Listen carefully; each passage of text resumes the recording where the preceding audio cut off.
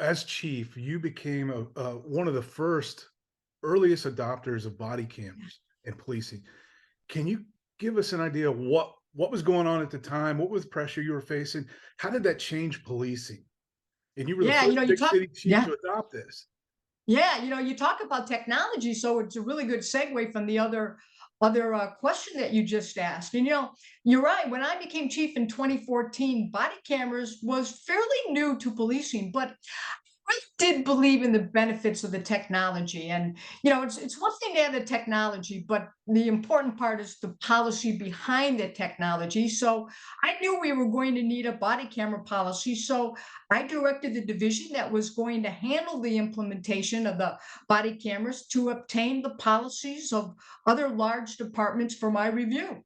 However, we quickly learned that we were going to Heard be of the it. largest department in city at the time to deploy body cameras, and we had to develop a policy without any other big city practices. And I'll tell you, there were numerous people who cautioned me about being the first to take this on, knowing that if we didn't achieve perfection from day one, that we were going to be criticized. And several even suggested strongly that we not do this, let some other big city department be the first to deploy the technology. I did hear their concerns, but I enthusiastically went forward and also made it known to our public. Don't expect perfection on day one or day 30 or even later, but we would definitely make considerable progress as we implement the body camera program.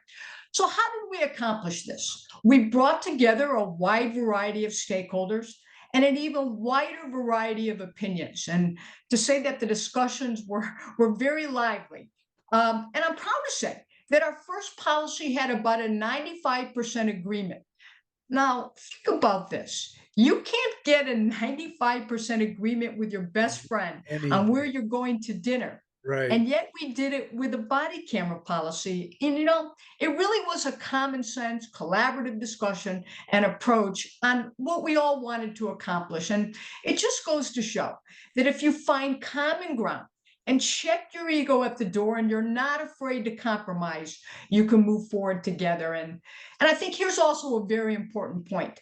We refuse to let the 5% where we were not going to agree deter us from the big picture and then 95% where we did agree. Absolutely. And not surprisingly, as we learned new things about the technology and deployment, we weren't afraid to make modifications to the policy either. So important. And it has changed policing. It's common Absolutely. now. To It's this just a day, standard. I still get contacted by departments from around the world saying, "How did you do this?" Amazing. Shelley, what do we have to do to stay on the cutting edge and keep San Diego as a vibrant city that we all love? What do we have to do? What are the challenges we're facing? Yeah. Well, how much time do we have here? Uh, well, first of all, let me kind of break this down a little bit. First of all, any talk of defunding or not supporting the police is dangerous and irresponsible. And that's just not in San Diego, but that would be, for any city to thrive. You must have a fully staffed and well-trained police department. It's essential. Police officers, if you think about it, we're not just first responders. We're often the only responders that we talked about to all of society's challenges. And from my perspective, in the history of policing, this is the most challenging time to be a police officer. The challenges that law enforcement is faced with today require the profession to be adaptive and to learn and relearn constantly. And, some of this is, think about the challenges: active shooters, mental health crisis, domestic and foreign terrorists, opioid deaths, homelessness, social unrest, a global pandemic, just to name a few of the challenges. Today's law enforcement professionals must be more complete in their capabilities, more community focused, and at the same time, more global in their thinking to keep our community safe and to be able to survive or thrive. Police work is a extremely complex profession. Seemingly similar calls are not the same because the people and circumstances are different. if you think about it, a police officer in uniform is the most visible form of a government entity and the only one who responds 724, 365 to the, myriad of society's challenges. But police officers cannot do this alone. And here's something important for cities to thrive is that public safety must be a shared responsibility. It's going to take all of us working together.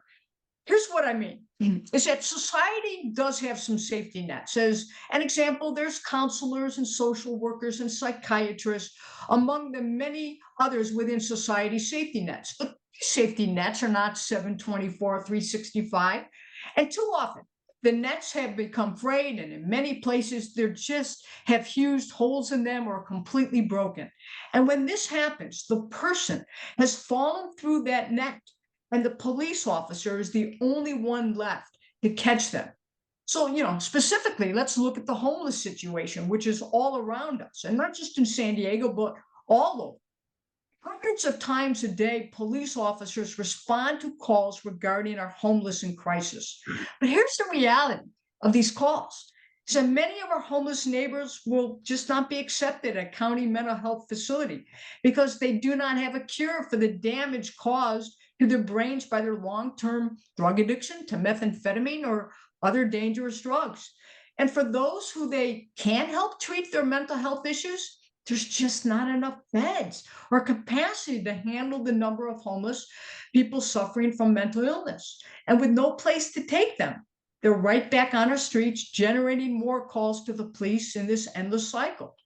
And for the homeless who are not suffering from drugs or mental illness, there are just not enough shelter beds to help them get inside a warm and safe place to stay.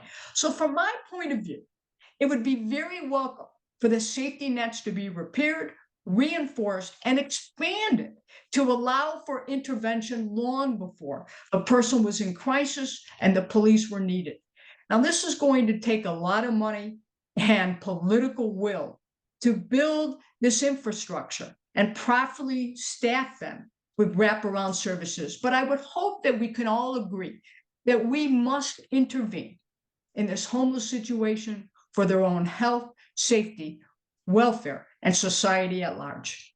So critical to not only them, but our quality of life as we deal with this problem across the Absolutely. country, but particularly in California. Yeah. I'm so bad.